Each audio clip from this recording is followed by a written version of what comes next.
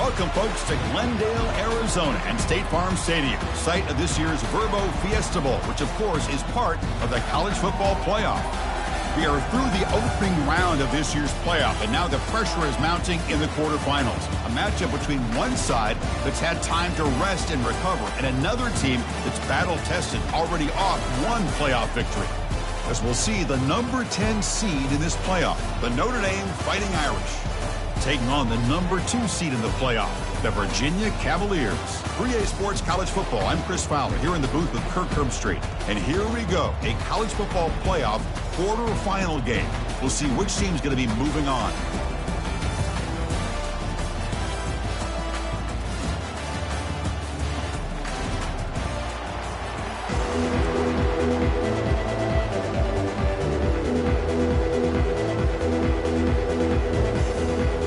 Team out there, we're ready to rumble for this college football playoff game.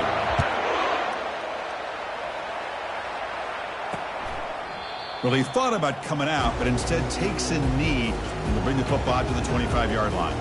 So Notre Dame's offense is going to get the chance to start this game off. Always enjoyed coming to the Fiesta Bowl over the years, and of course you got the modern Silver Stadium here sitting in the desert ready for this showdown.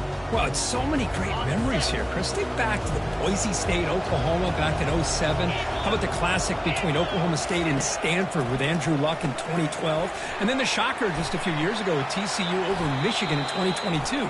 This game has a history of providing the unexpected. Notre Dame comes to the line quickly. Well, that's pretty good coverage here by this defense. Not much of a window to throw this ball into, but the quarterback's accuracy and the size of the tight end picks up a nice game.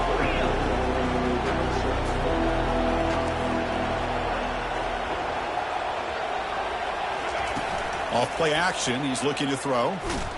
And the junior able to get home with the sack.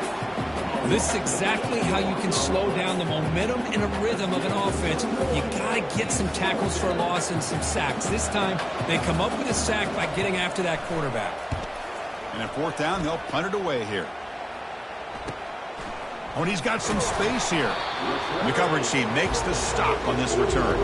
So the Virginia Cavaliers offense comes out for their first possession today. All right, Kirk, let's take a quick look at the impact players for today's game and how they're going to affect the outcome. These are your leaders on the field and in the locker room. These are your go-to guys, not only when you need a play to be made, but also when you need somebody to rally your team.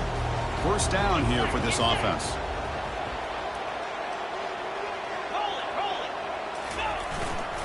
He'll hand it off, fighting him off. It's exactly what you want to see as a play caller. You get positive yards to be able to kind of keep you on schedule as a play caller. That's all you can ask for. Good job up front and a nice run. And there's the handoff.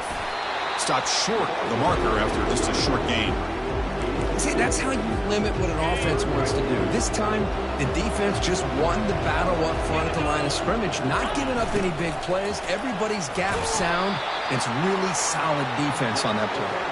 The first down pickup tackled at the 45. The Cavaliers come to the line to start a fresh set of downs.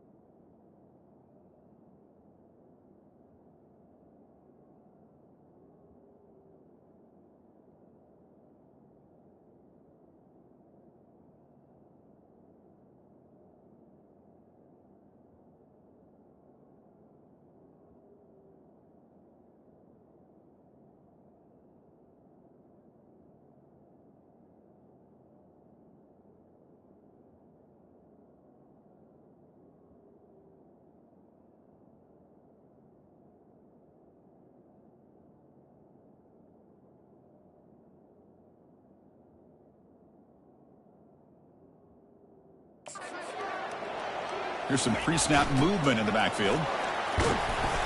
He's taken down, but that's a nice gain. They'll spot the ball now at the 35. And the Cavaliers look to keep this drive moving. And the fullback takes a turn running the football. A solid 8-yard gain brings up a 2nd and 2. I mean, that is a good chunk of yardage picked up by the big guy.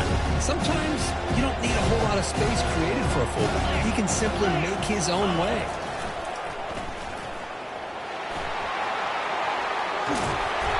Tackle made after a nice pickup on the play. Go with the toss play here to the left side. Let's give credit to the guys up front, the offensive line, center, guard, tackle. They seal the edge. But I love seeing the receiver's willingness to be a part of that and a good job of blocking downfield. Otherwise, that play cannot be spilled out of the backfield and into the open field. So everyone handled their responsibilities perfectly to pick up some nice yards. Coming up, 2nd down and goal.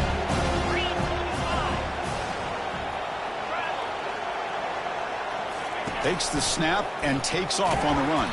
Tackled behind the line. It's a loss of 2.